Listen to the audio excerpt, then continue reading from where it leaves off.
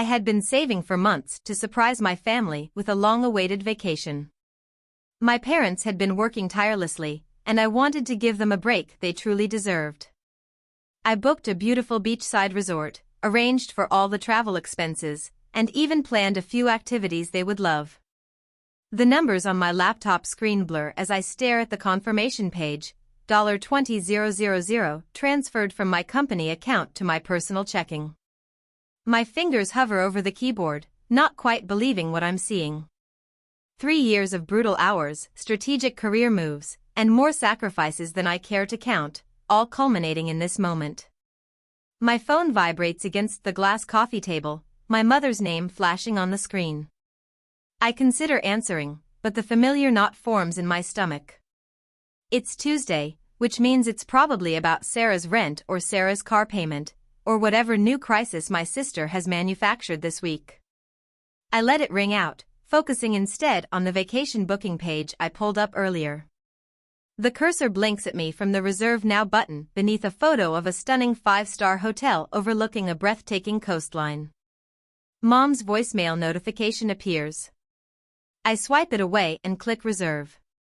Dino, pass the potatoes to your father, Mom says, barely glancing my way as she fusses with the table setting. My parents' dining room hasn't changed in 20 years, same oak table, same floral centerpiece that gets dusted but never replaced, same family photos where Sarah's gradually take up more wall space than mine. I hand Dad the ceramic dish. I closed the Mercer account today. The VP specifically mentioned my presentation as the reason they signed. That's nice, honey, Mom says, checking her watch for the 3rd time in 10 minutes. I wonder what's keeping your sister. As if summoned by her name, the front door flies open. Sarah sweeps in, designer purse swinging from her arm, eyes already welling with tears. You would not believe the day I've had, she announces, dropping dramatically into her chair. My boss is such a jerk. He said my reports were late again, but it's not my fault. The system is so complicated. Dad immediately puts down his fork. What happened exactly? Mom reaches for Sarah's hand. Are they treating you fairly? You work so hard. I take a sip of water, watching the familiar scene unfold. 20 minutes of dissecting Sarah's work drama later, Mom finally remembers to ask, "Oh, Dino, what were you saying about your presentation?" Actually, I set down my glass. I have some news. I received my performance bonus today. That's wonderful. Dad says, already turning back to Sarah. And I've decided to use it for something special. I pull out the envelope I prepared, my heart suddenly racing. For your 30th anniversary next month, I'm taking you both on vacation. 10 days, all expenses paid. The silence that follows is nearly worth every ignored achievement of my life. Mom's hand flies to her mouth. A vacation? But we could never afford. You don't have to. It's all booked. I slide the envelope across the table. 5-star hotel, private tours, luxury dining. Dad, who hasn't cried since his mother's funeral, blinks rapidly. Dino, this is too much.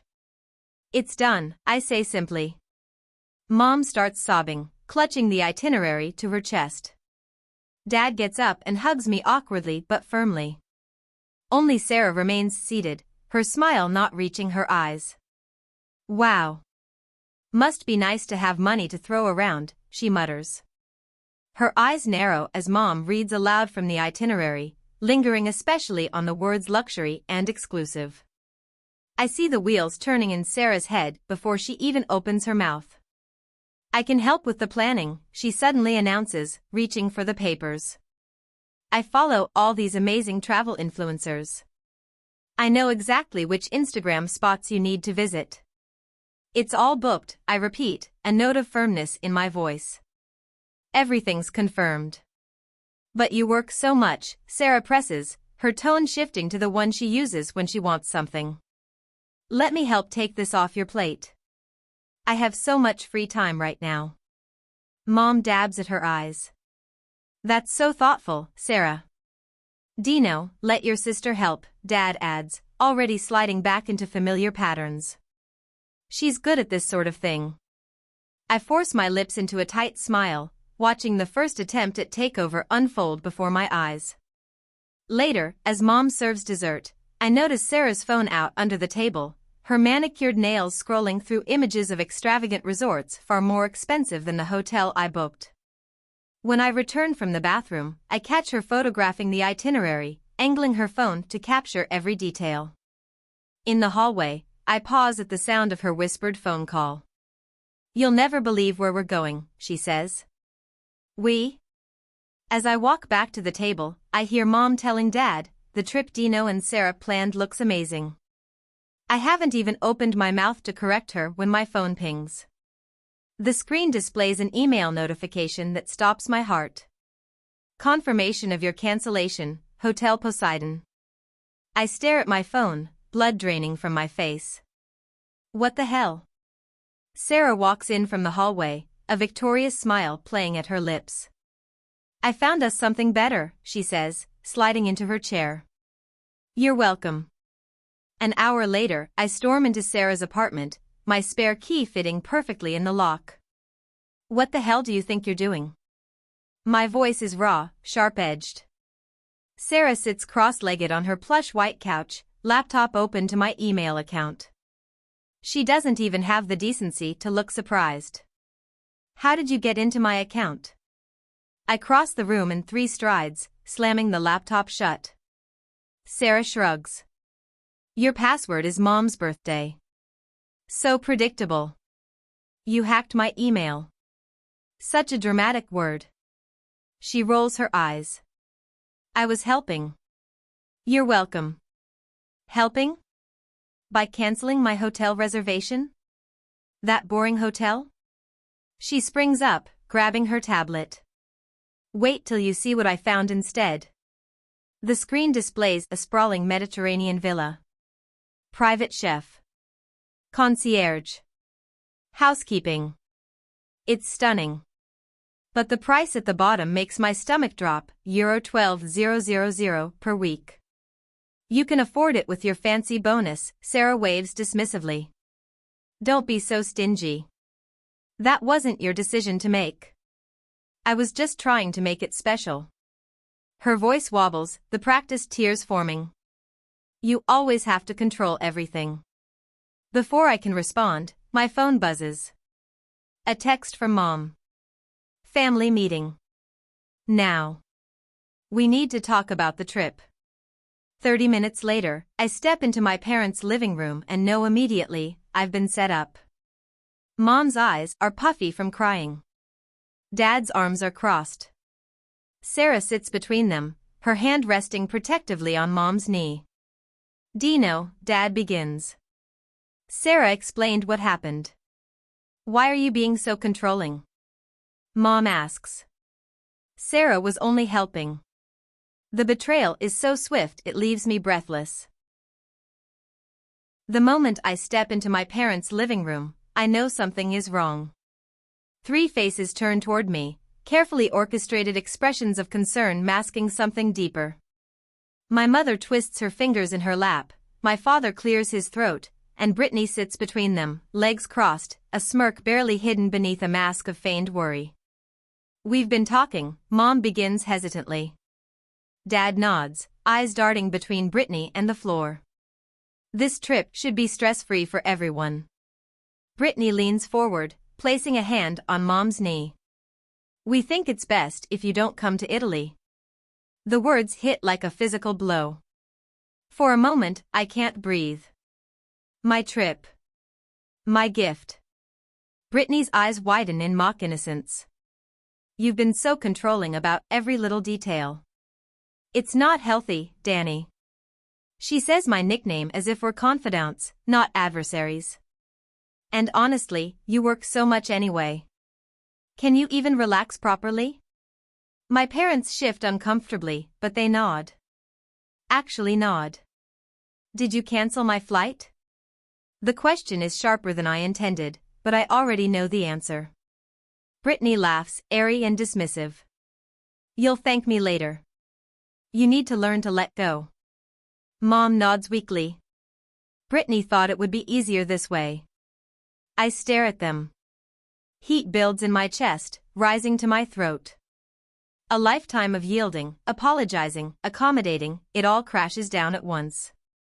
Let me get this straight. My voice is low, steady. I spent $20,000 on a gift for you both. I look at my parents, who squirm.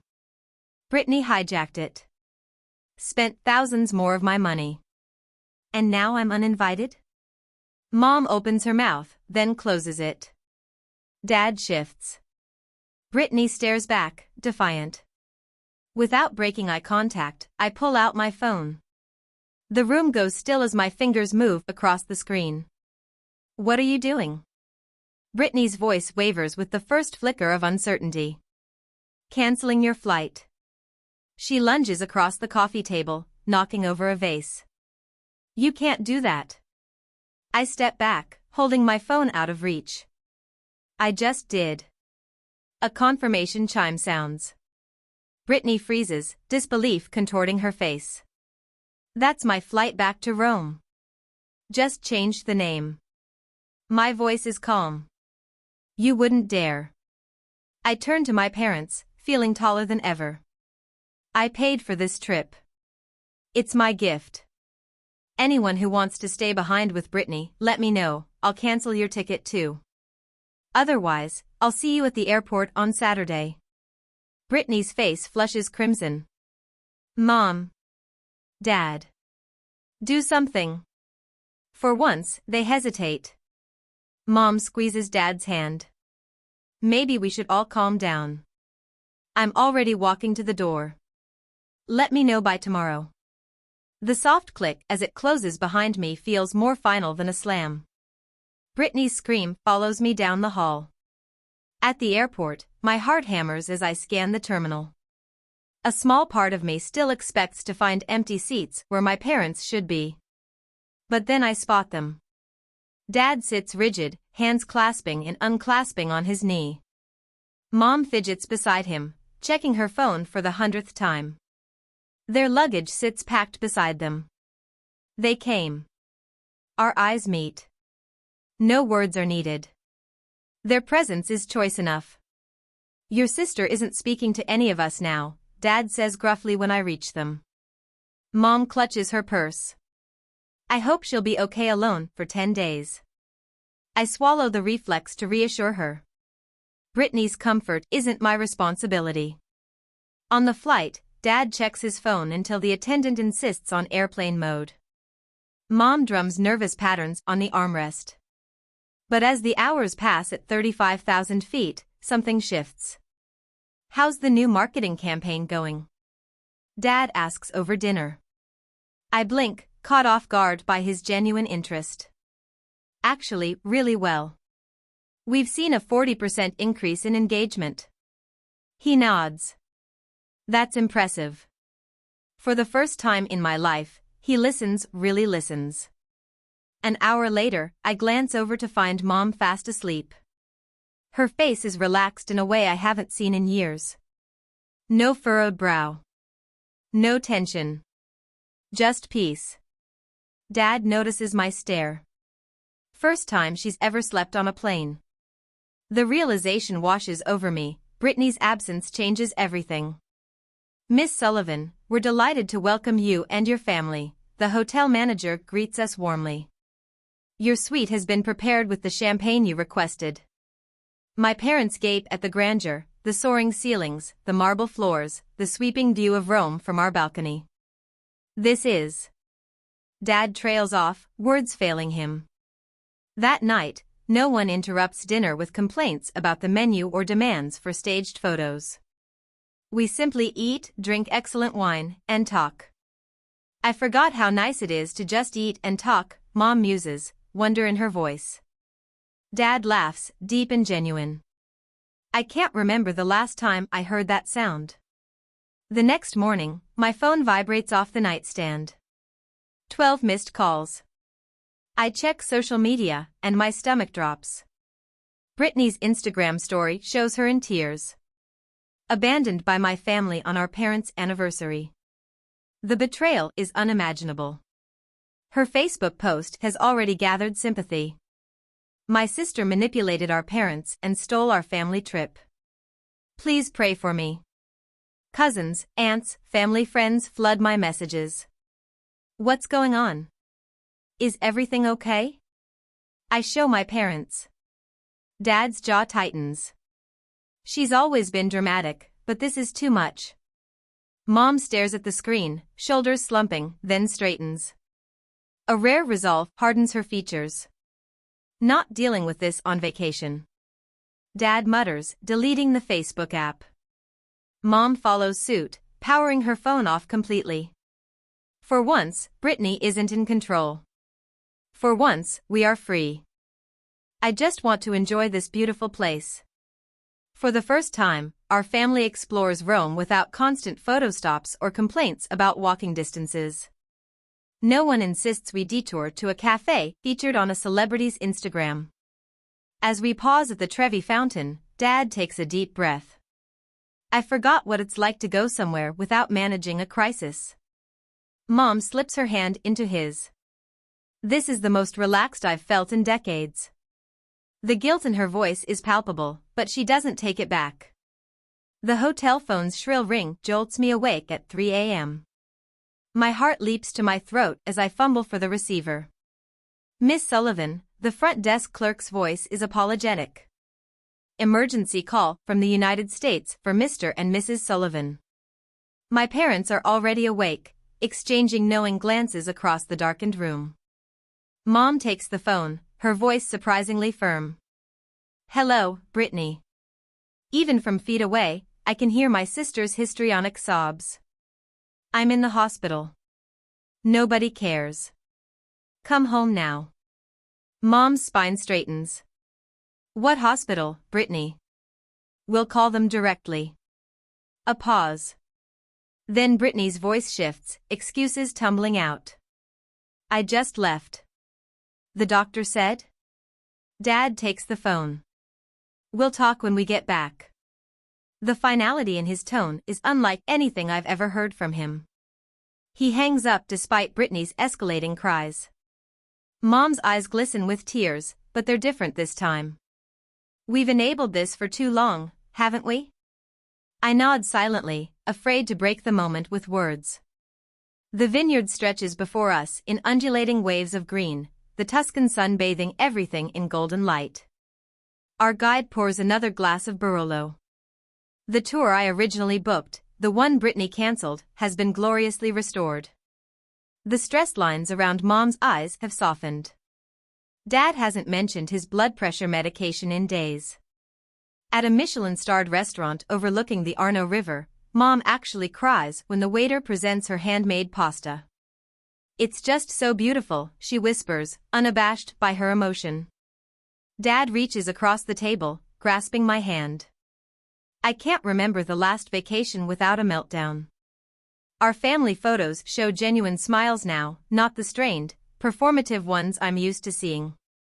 Without Britney's shadow, I watch my parents become people I barely recognize.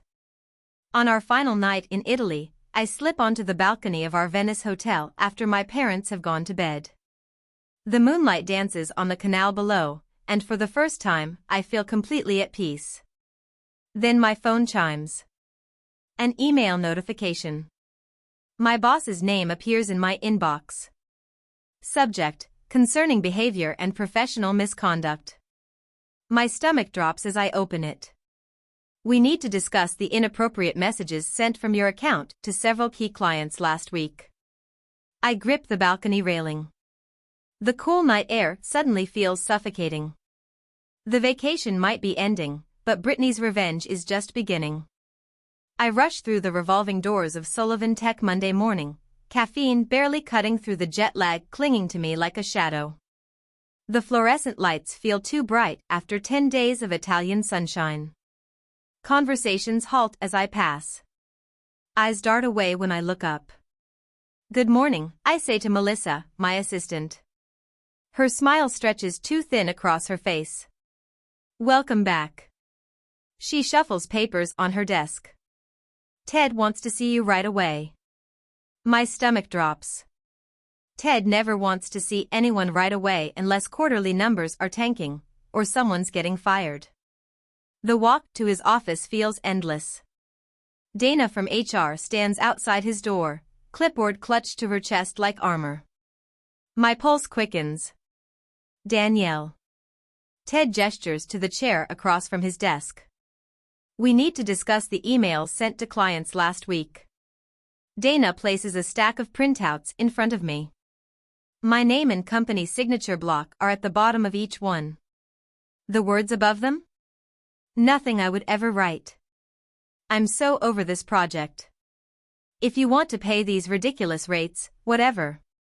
Can't meet this week. Family drama, you know how it is. Not my problem if your deadline slips. Maybe if your team actually knew what they were doing, we wouldn't be in this mess. My fingers go numb.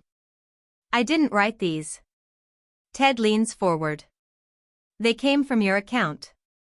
I was in Italy. I didn't access work email at all. I approved the complete disconnect. My voice sounds calmer than I feel. Dana slides another paper across the desk. IT pulled the access logs. These messages were sent from your account, but from an unrecognized device. I scan the document. The critical detail jumps out at me. Login location, my parents' home IP address. Timestamp, exactly when I was on a private boat tour of Venice. Ted's expression softens slightly. Someone accessed your work account without authorization. The pieces clicked together with sickening clarity. Britney. She had my work laptop, the backup one I kept at my parents' house for emergencies. She'd been in my email before.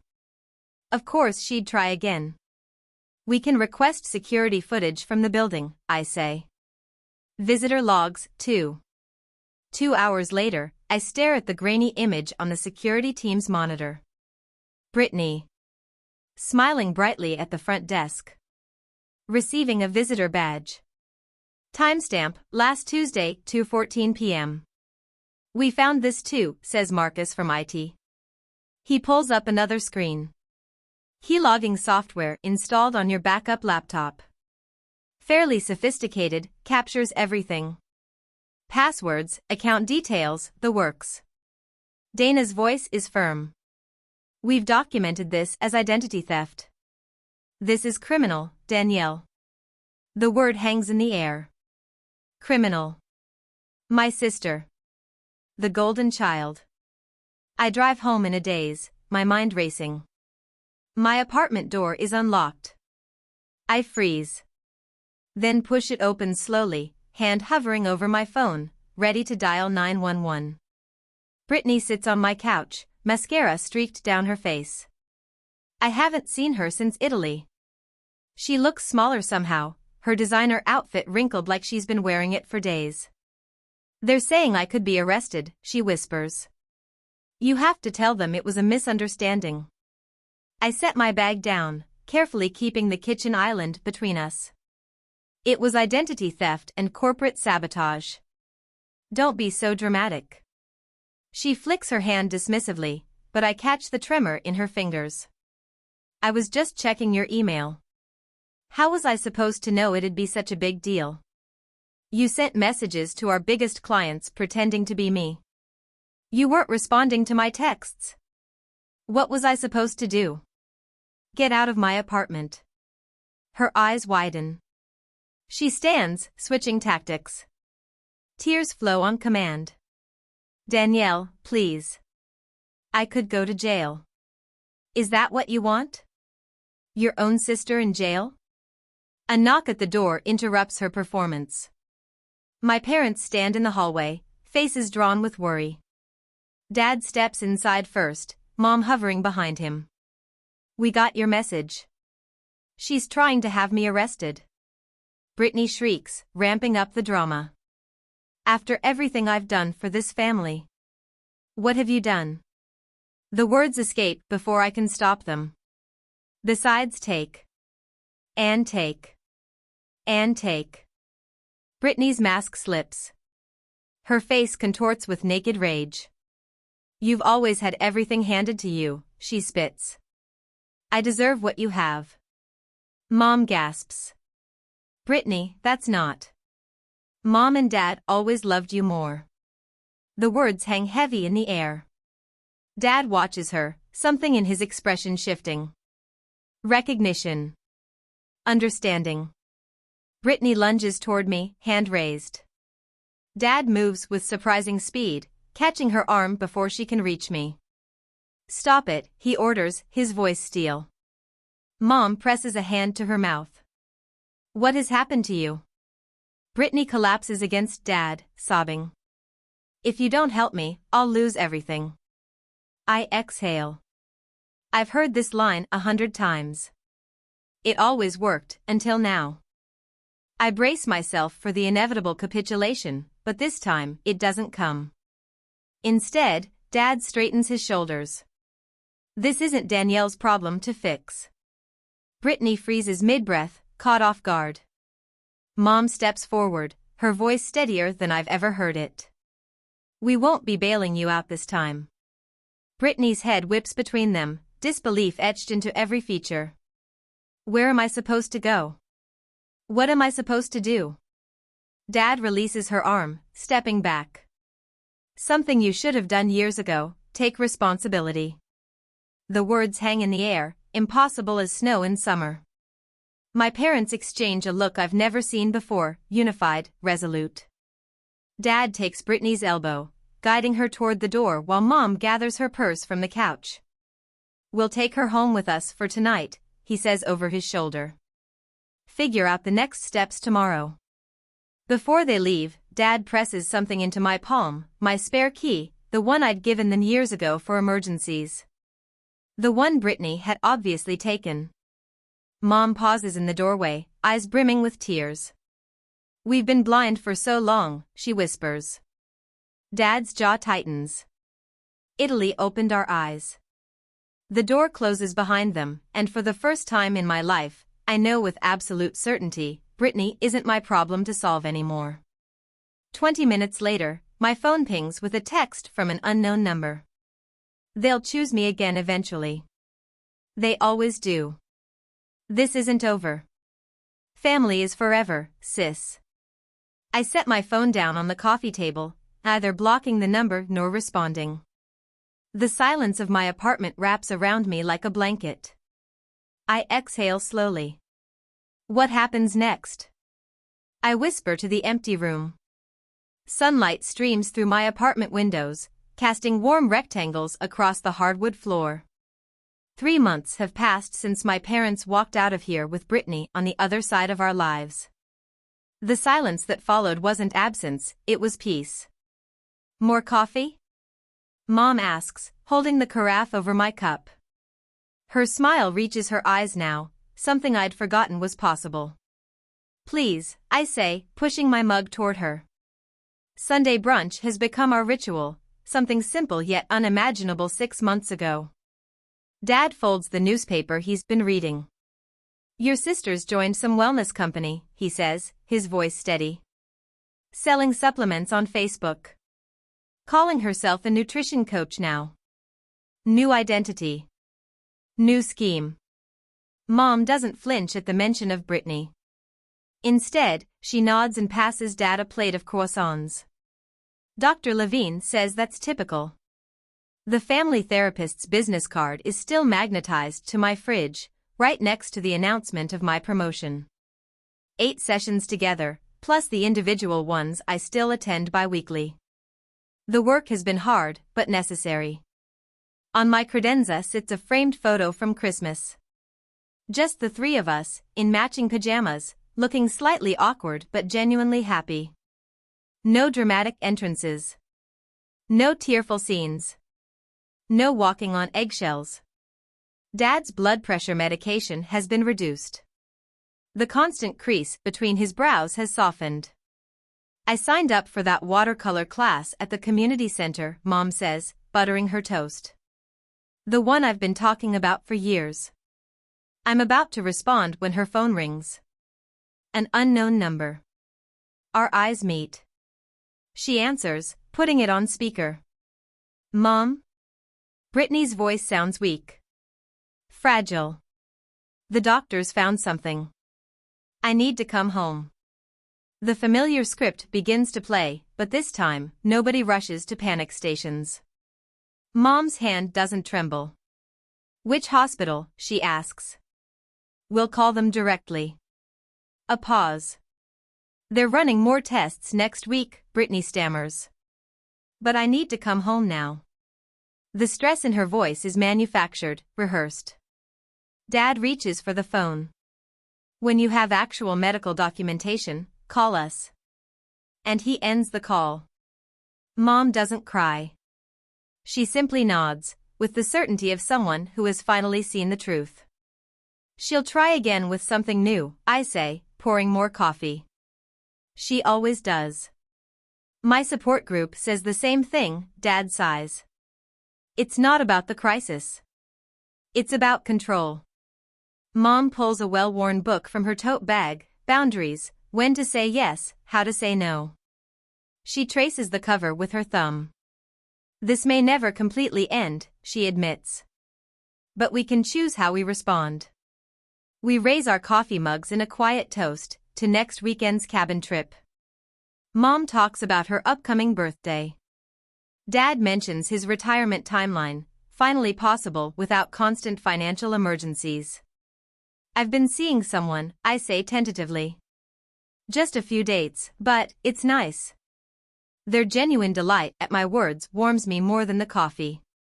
My phone pings with an email notification. I glance at the screen, bonus announcement. Smaller than last year, but substantial. Mom notices. Planning another trip? I pause, considering. Actually, I say, this one's just for me.